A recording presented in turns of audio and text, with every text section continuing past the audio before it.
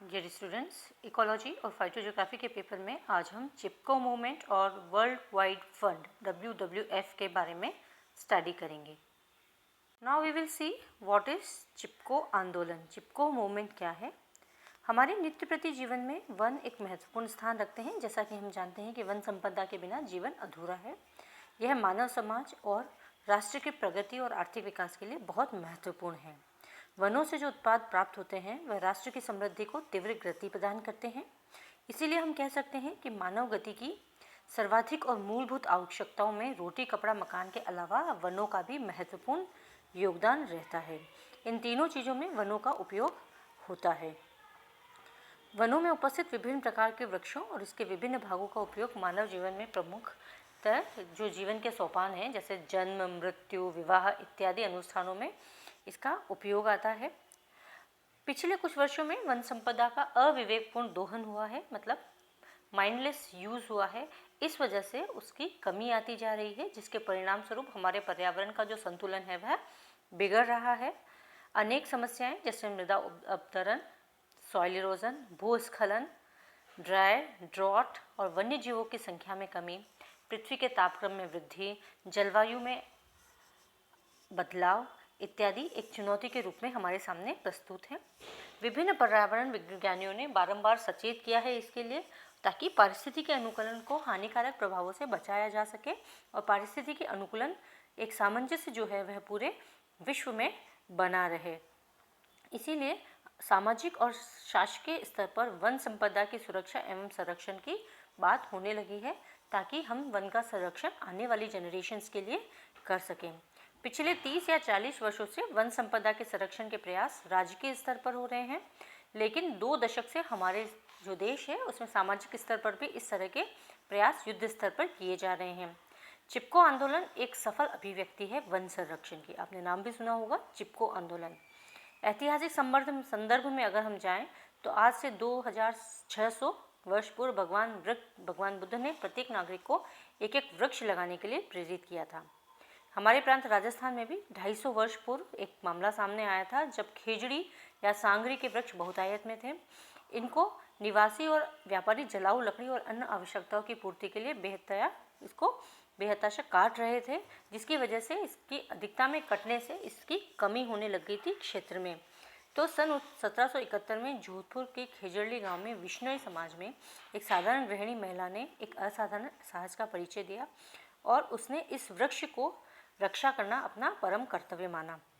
उसने वृक्ष के काटे जाने का प्रबल विरोध किया और वह थी अमृता देवी, है ना। आपने नाम सुना होगा, अमृता देवी।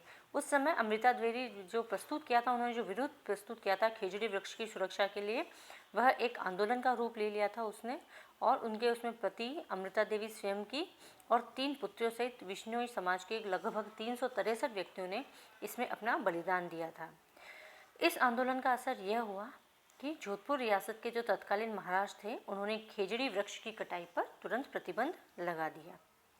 वन संपदा संरक्षण के अंतर्गत जन भागीदारी का दूसरा महत्वपूर्ण उदाहरण बांसवाड़ा के वागड़ क्षेत्र में रूंख भाईला के आंदोलन से आता है। इसका नेतृत्व भी एक आदिवासी महिला श्रीमती ताड़की द्वारा किया गया था। राष्ट्रीय परिप्रेक्ष्य में वन संरक्षण के संदर्भ में अगर हम जन सहभागिता का देखें तो इसका सबसे अच्छा उदाहरण है उत्तर प्रदेश की कुमाऊं एवं गढ़वाल पर्वत जो श्रृंखला है, उसमें चिपको आंदोलन के रूप में एक महत्वपूर्ण आंदोलन सामने आया था। इस आंदोलन में यह आंदोलन लगभग आज से 30 वर्ष पूर्व हुआ था। दिसंबर 1972 में उत्तरांचल राज्य, जो कि उस समय पे जो उत्तर प्रदेश था, वहाँ पर यह टिहरी गढ़वाल क्षेत्र में जो गांव था, उसके महिलाओं ने इस जन आंदोलन की शुरुआत करी थी। तो वहाँ पर भी महिलाओं ने एक आंदोलन की, वृक्षों की सुरक्षा के आंदोलन की शुरुआत करी थी। इस आंदोलन में वहाँ के पर्वतीय क्षेत्रों में जंगलों की कटाई के लिए सरकारी स्तर पर ठेके दिए जाते थे और उन समय जो ठेके पे जो मजदूर कार्य करने आते थे, उनको ग्रामवासी उनको पेड़ों की कटाई नहीं करने देते थे। महिलाएं, बच्चे व वृद्ध इन वृक्षों को चारों तरफ से घेर लिया करते थे। इस प्रकार जो ग्रामवासी हैं, जिसमें महिलाएं, वृद्ध, बच्चे, बुजुर्ग सभी शामिल है, उन्होंने वृक्षों से चिपक कर जंगलों की कटाई का विरोध किया था। टिहरी गढ़वाल क्षेत्र में निवासियों द्वारा श्री सुंदरलाल बहुगुणा के नेतृत्व में सफलतापूर्वक संचालन इस अभियान को क्या कहा जाता है? चिपको आंदोलन। चिपको आंदोलन क्या था कि टिहरी गढ़वाल क्षेत्र में श्री सुंदरलाल बहुगुणा के नेतृत्व में 1972 में पेड़ के चिपक कर वह उसका कटाई को रोकते थे और इसको चिपको आंदोलन का नाम दिया गया। धीरे धीरे ये जो जन आंदोलन था ये पहाड़ी क्षेत्रों से बाहर निकलकर प्रदेश के अन्य भागों में भी फैल गया। इसी तरह सन 1978 में वृक्ष संपदा की रक्षा के लिए आंदोलन इतना उग्र था कि उसके दमन के लिए पुलिस को गोलियां तक चलानी पड़ी और सैकड़ों आंदोलनकारियों को जेल में डाल दिया गया।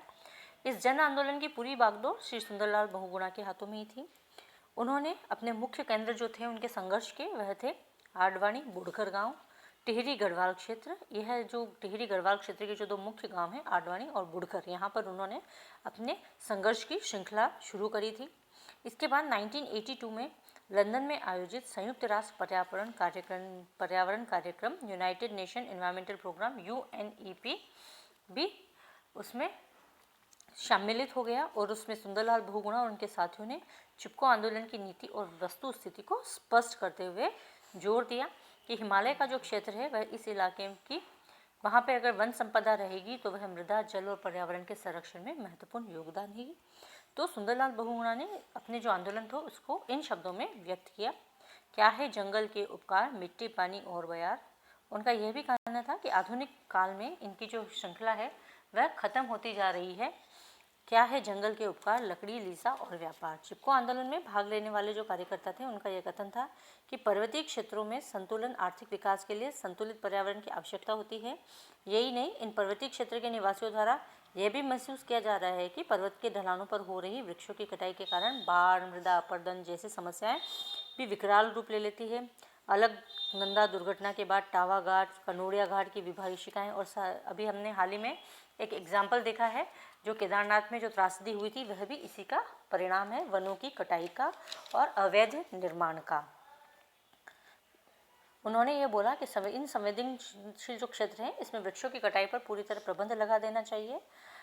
यह सर्वेक्षण भी करवाया गया कि अलकनंदा नदी के ऊपर जल ग्रहण क्षेत्र का 1200 वर्ग किलोमीटर का जो क्षेत्र है और रेनी गांव है वह थोड़ा पारिस्थितिकी आंदोलन संवेदनशील के रूप में उसको घोषित किया गया।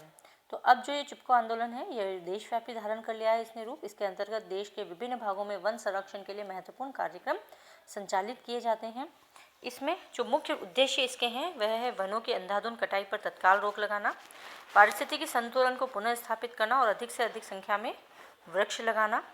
इसके बाद 1977 में इसके कार्यकर्ताओं ने प्रतिपादित किया कि वनों का मुख्य उत्पाद लकड़ी न होकर मृदा, जल, ऑक्सीजन और स्वच्छ वायु है। मतलब वृक्ष को हम केवल लकड़ी के पर्पज से ही ना उगाएं, जबकि हम उसकी प्रायोरिटी कुछ और अलग है। वह मृदा का अपदरण होने से रोकता है, वायु को शुद्ध करता है और वाटर को होल्ड करने की कैपेसिटी करता है। वृक्षारोपण में जो निर्धारित 5F जो लक्ष्य हैं उसमें फूड, फॉडर, फ्यूल, फाइबर और फर्टिलाइज़र को मुख्य रूप से माना गया है और पर्वतीय क्षेत्रों के निवासियों को भोजन, चारा, ईंधन, रेशे और खाद्य संबंधित आवश्यकताओं को वृक्ष भी पूरा करते हैं, जिसके परिणाम स्वरूप मानव अपनी मूलभूत आवश्यकताओं को परिपूर्ण करने में आत्मनिर्भर प्राप्त होता है और मृदा अपरदन और बाढ़ की समस्याओं जैसी समस्याओं से भी वह निपट लेता है।